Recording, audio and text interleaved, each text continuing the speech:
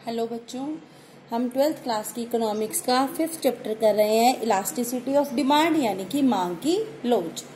तो इससे पहले के वीडियोस में हम इलास्टिसिटी, उसकी डिग्रीज, उसको नापने के मेथड्स, मेजरमेंट के, और हम प्राइस इलास्टिसिटी के 3 मेथड्स कर चुके हैं। आज हम करेंगे difference between elasticity of demand and law of demand यानी कि मांग की लोच और मांग के नियम में अंतर। तो इलास्टिसिटी ऑफ डिमांड यानी कि मांग की लोच एंड लॉ ऑफ डिमांड मतलब कि मांग का नियम, इन दोनों में क्या डिफरेंस है, क्या अंतर है। तो सबसे पहले है यहाँ इलास्टिसिटी। इलास्टिसिटी यानी कि लोच क्या होती है?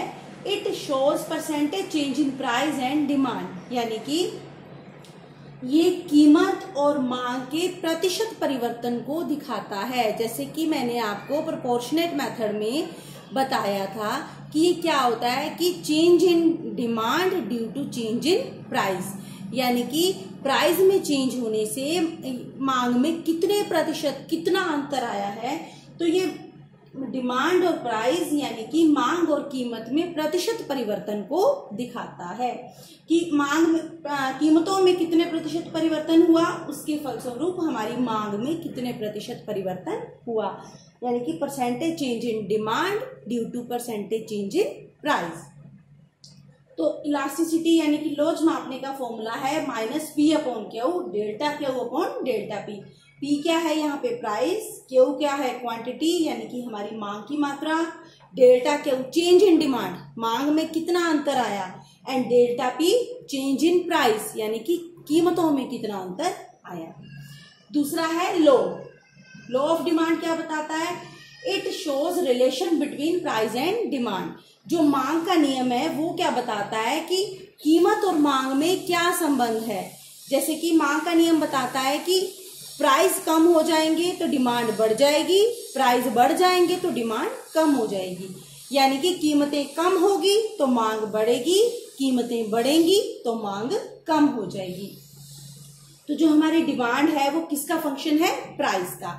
हमारी जो मांग है वो कीमतों पर आधारित है, कीमत का फंक्शन है, कीमत पर निर्भर करती है। और ये क्या बताता है कि डिमांड में कितना परसेंट चेंज आएगा। दूसरा है मेजरमेंट ऑफ चेंज। इलास्टिसिटी क्या है? मेजरमेंट ऑफ चेंज, यानी कि चेंज का माप। हमारे जितना भी परिवर्तन है, परिवर्तन का माप है हमारी इलास्टिसिटी। ये हमें ये बताती है कि कितना चेंज होगा। अगर हमारी कीमत में 1 का चेंज है तो हमारी मांग में कितना चेंज होगा। लेकिन जो लॉ ऑफ डिमांड है वो सिर्फ डायरेक्शन ऑफ चेंज, वो सिर्फ परिवर्तन की दिशा बताता है। ये तो बताता है कि कितना चेंज होगा, उसको माप कर बताता है। जैसे कि अगर हमारी मांग की लोच 2 आई है तो मतलब हमारी डिमांड में दुगना चेंज होगा। कीमत में अगर 1 का परिवर्तन है तो मांग में कितने का परिवर्तन होगा? 2 का। अगर कीमत में 2 का परिवर्तन है तो मांग में कितने का परिवर्तन होगा? 4 का। लेकिन जो लॉ है वो क्या बताता है? सिर्फ डायरेक्शन ऑफ चेंज, चेंज की दिशा बताता है, परिवर्तन की दिशा, कि मांग बढ़ेगी या घटेगी। लेकिन कितनी बढ़ेगी, कितनी घटेगी ये नहीं बताता। ये बताता है कि कितना परिवर्तन आएगा, वो बताएगा कि किस दिशा में आएगा, कम होगा या अधिक। थर्ड है 5 डिग्रीज ऑफ इलास्टिसिटी। हमारी जो इलास्टिसिटी है, मांग की लोच है, इसकी 5 डिग्रीज हैं, 5 श्रेणियां हैं, कोटियां हैं।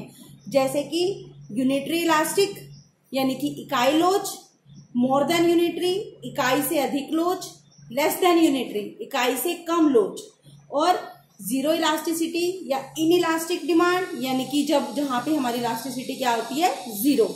और क्या होता है? परफेक्ट इलास्टिक यानी कि पूर्णतया लोचदार मांग। तो इसकी 5 श्रेणियां हैं, लेकिन हमने लॉ को किसी भी 5 डिग्रीज में डिवाइड नहीं किया। इसकी कोई भी श्रेणी, कोई भी डिग्री नहीं है। फोर्थ है इलास्टिसिटी में नो एक्सेप्शन। मांग की लोच में कोई एक्सेप्शन, कोई अपवाद नहीं है। No exceptions of elasticity of demand. लेकिन मांग के नियम में हमने उसके नियम के अपवाद पढ़े थे।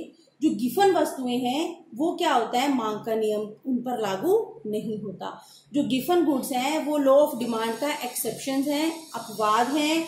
लेकिन इलास्टिसिटी में कोई एक्सेप्शन, कोई अपवाद नहीं होता। तो ये थे difference in elasticity and law of demand.